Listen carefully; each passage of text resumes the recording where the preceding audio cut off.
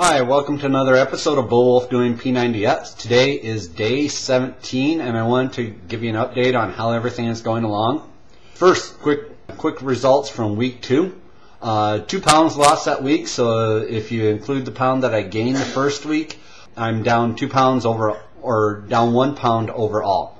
I'm still not getting too excited over the weight lost, but I am definitely seeing changes in the body, which leads to the next thing. I've lost 5.5 inches from the previous week. Nearly 8 inches lost since the beginning. The biggest losses I've seen have been in the chest and the abdomen region, which has also caused my body fat percentage to drop about 4%.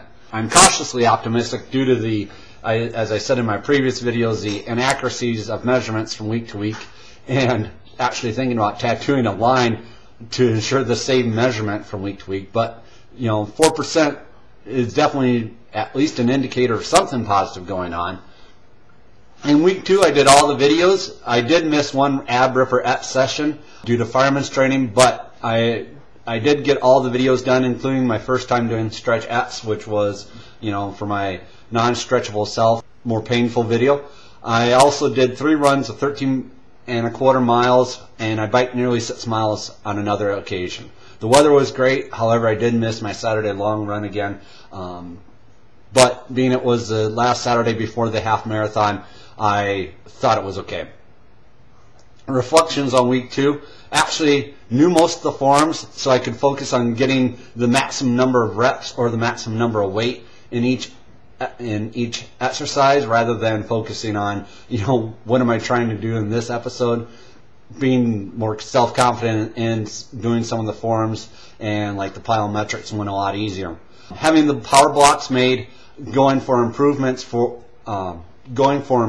the amount of weight lifted, a lot easier. I'm glad I got the set that I can add the 50 to 90 pound addition to it, because on some of these things like lawnmower, as Tony Horton says he can do 80 to 90 pounds, I'm already seeing that 50 pounds might not be enough for that set of exercises.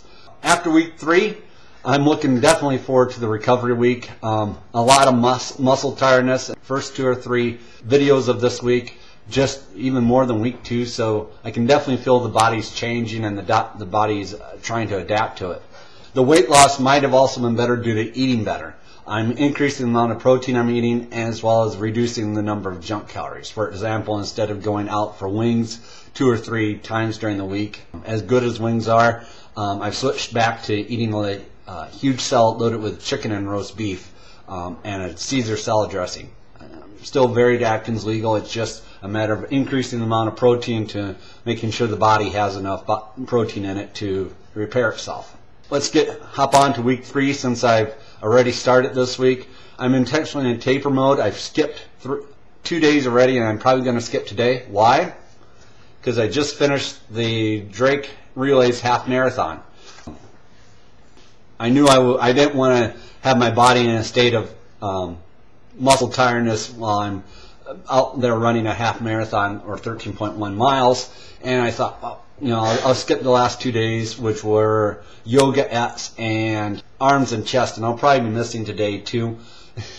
After the marathon, I ended up weighing myself, and I'm down another 3 pounds. However, how much of that might be water lost due to the running? That was even after tanking up after the marathon was done and drinking through the marathon. The marathon went relatively well. I missed, as I've said in my past videos, a number of the training sessions, a number of my long runs on the Saturdays due to other commitments. So I was probably the least trained for this half marathon than for the last 3 that I've run. And as a result, I ran the 3rd fastest half marathon. I didn't meet the personal record of 1 hour and 42 minutes.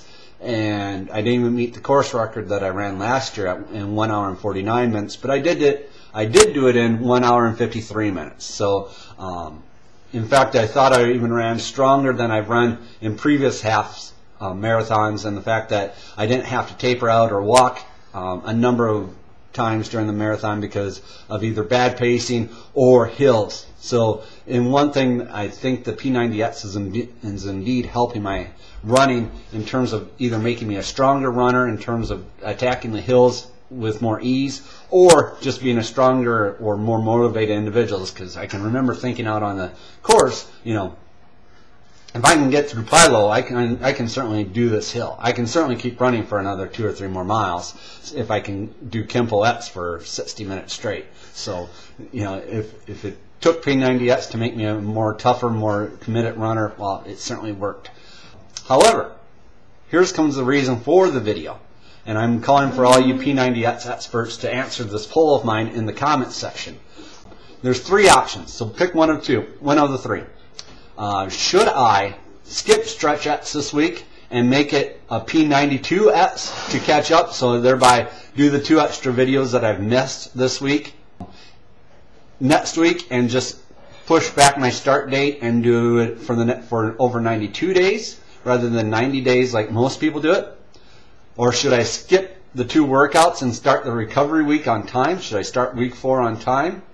Or should I complete this week's activities and just miss some of the recovery week's videos? Which one of those do you think is better for me to do? And I'll look forward to seeing your answers in the comment section. Thank you for your advice. I appreciate all the comments that I've received since I've started. Goodbye.